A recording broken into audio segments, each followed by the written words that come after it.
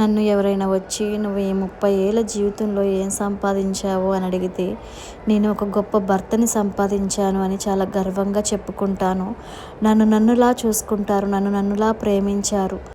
తనని ప్రేమిస్తున్నప్పుడు నన్ను చాలామంది అడిగారు, ఎందుకు తిని అంటే తనతో కంపేర్ చేస్తే నువ్వు చాలా అందంగా ఉంటావు, తెల్లగా ఉంటావు, తనేమో అలా ఉంటారు కదా ఎందుకు అని.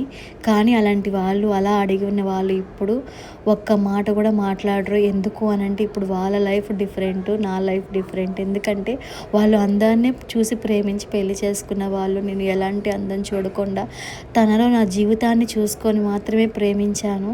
ఇప్పుడు నేను చాలా సంతోషంగా ఉన్నాను.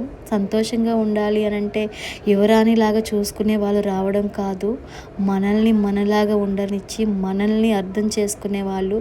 ఏ క్షణంలో ఎలా ఉన్నా, మనం పాత చీర కట్టుకున్నా, పట్టు చీర కట్టుకున్నా, మన అందాన్ని కాదు మనల్ని చూసి ప్రేమించి మనతో ఉండేవాళ్ళే మనకి కావాలి.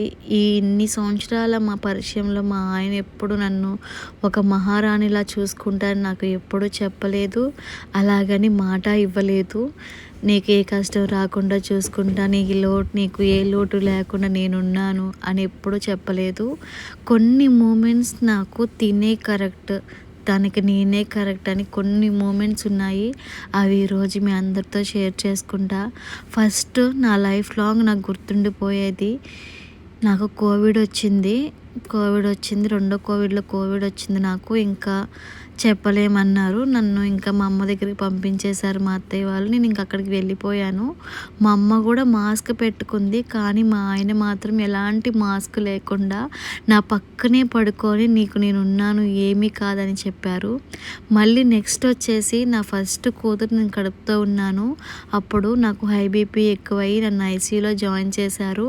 అప్పుడు చెప్పలేమని చెప్పి చేతులు ఎత్తేశారు. అప్పుడు కూడా నా చేతిలో చేయి పెట్టి నీకు నేనున్నాను, ఏం కాదు, ఎంత దూరమైనా వెళ్దామన్నారు.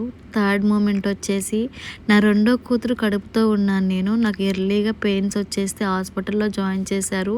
వాష్రూమ్కి వెళ్తే నేను క్లీన్ చేసుకునే పొజిషన్లో కూడా లేను. ఆ రోజు కూడా నా భర్త లోపలికి వచ్చి నీకు నేనున్నాను అని ధైర్యం చెప్పారు. ఎవరూ రాలేదు, ఎవరు చూసేవాళ్ళు లేరు. నువ్వు ఎందుకు బాధపడుతున్నావు, నేనున్నాను సరిపోదా, నేను చూసుకుంటాను పదా అని చెప్పి వాష్రూమ్లో కూడా నా పక్కనే ఉండి చేపట్టుకున్నారు. కన్న తల్లి ఉన్నా కూడా అంత గొప్పగా చూసుకునేది కాదేమో, నా తండ్రి ఉన్నా నన్ను ఇంత గొప్పగా అర్థం చేసుకునేవాడు కాదేమో. నీ గురించి నేను ఇంతకన్నా ఏం చెప్పలేను Chanti. Happy birthday, advance happy birthday and many more happy returns of the day. ఇంకా ఈ వీడియో అంతే. Bye bye.